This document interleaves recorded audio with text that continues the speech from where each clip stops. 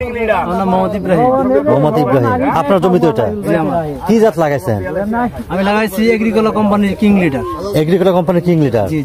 আপনি এই চাষাবাদের পাশাপাশি আপনি চাকরিও করেন? আচ্ছা আচ্ছা, যে কারণে আপনার মনে হয় খুব একটা জমিতে আসতে পারেননি। জমিতে বেশি একটা পরিচর্যা করতে পারি না, তারপরেও আলহামদুলিল্লাহ অনেকটাই ভালো আছে। পরিচর্যা করতে পারেন না, তারপরে জমি ভালো আছে। এখানে গাছ মরছে কেমন? না, গাছ এটা মরে নাই, গাছ মরা নাই। আচ্ছা, মরিচ আপনি তুলছেন একবারও?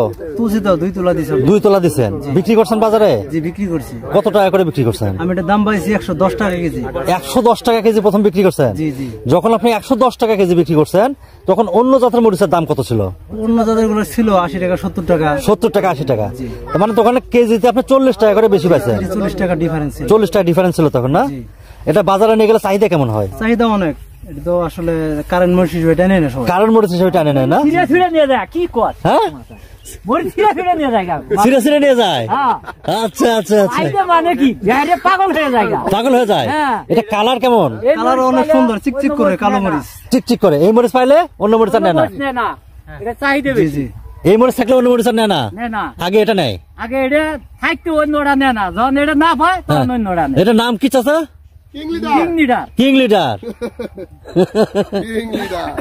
আচ্ছা ভাই, আপনি মরিচ চাষ করে খুশি এটা, না? জি আলহামদুলিল্লাহ, আমি অনেকটাই খুশি। আচ্ছা, আমি তো এটা আরো বাড়াবো ইনশাআল্লাহ। এটা বাড়াবেন আরো? আপনার এলাকায় লোকজন যারা আছে এই মরিচ চাষ করে নাই, তারা তো এই মাঠ দেখছে। হ্যাঁ, আমি তাদের উৎসাহ করবো যে এই মরিচের চারা যাতে তারা আবাদ করে আর কি। তাহলে এই মরিচের জাতটা যদি তারা করে তাহলে বাজারে তারা 20 টাকা 40 টাকা হলেও কেজিতে বেশি পাবে, অনেকটাই লাভবান হবে। লাভবান হবে। ধন্যবাদ ভাই আপনাকে। আপনাকে ধন্যবাদ।